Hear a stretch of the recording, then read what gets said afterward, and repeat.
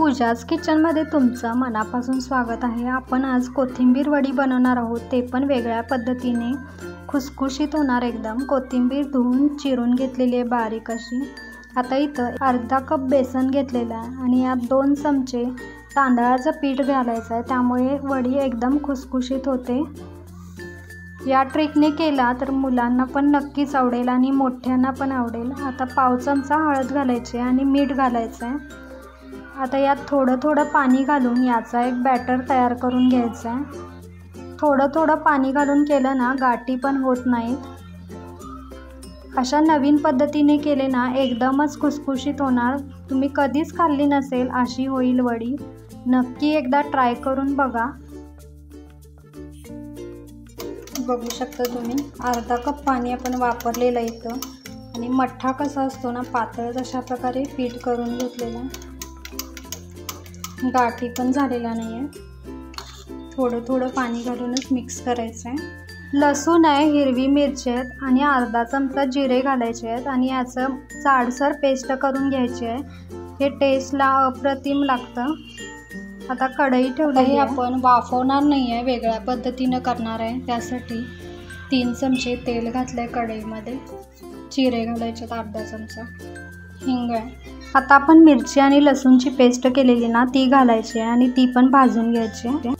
एक मोठा चमचा तीळ घातलेले आहे, तीळची पण टेस्ट यात छान लागते, ते पण भाजून घ्यायचे आहेत। आता कोथिंबीर आपण धुवून घेतलेली आहे ना ती पण घालून घ्यायची आहे, बारीक चिरून घेतलेली आहे बरं का। ते पण 2 मिनटं भाजून घेतलेलं आहे। आपण आता बेसनचं बॅटर करून ठेवलंय ना ते घालायचं आहे आणि चांगलं मिक्स करून घ्यायचं आहे। एकदम सोपी पद्धत आहे ना। 1 चमचा बॅडगी मिरचीचं तिखट आहे, 1 चमचा धनेपूड आहे। आपण जर वाफवायला ठेवलं तर ते नीट वाफत नाही, कच्चं राहू शकतं। त्यापेक्षा हे बेटर आहे, सोपं पण आहे। अशा पद्धतीने केलं तर लवकर तयार होतं। एकदा काय होतं आपण वाफवतो ना त्याच्यात नीट वाफत नाही आणि आपल्याला समजत पण नाही ते वाफलंय का नाही। त्यामुळे अशा प्रकारे मी नवीन प्रकारे करून दाखवलेली आहे।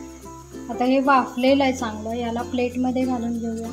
प्लेटला अशा प्रकारे तेल लावून घेतलेलं आहे। चांगलं अशा प्रकारे सेट करून घ्यायचं, पसरून घेतलेलं आहे। तीळ पण थोडे लावूया। चांगलं तीळ अशा प्रकारे दाबून घ्यायचे आहेत। 15 ते 20 मिनिट सेट व्हायला ठेवूया।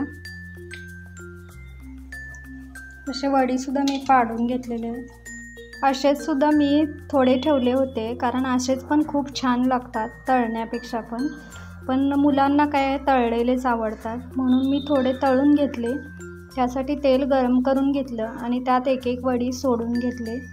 आता लालसर याला तळून घ्यायचं आहे, जास्त वेळ पण लागत नाही आणि तेल पण काय धरलेलं नाही आहे जास्त। अशा प्रकारे लालसर तळून घेतले। अजून एक दाखवते, मस्त खूपच टेस्टी लागतात, सगळ्यांना खूपच आवडले। नक्की ट्राय करून बघा।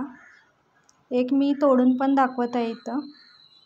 चला तर मग पुन्हा भेटूया अशाच नवीन रेसिपीसह। तोपर्यंत खुश राहा, मस्त राहा आणि खात राहा।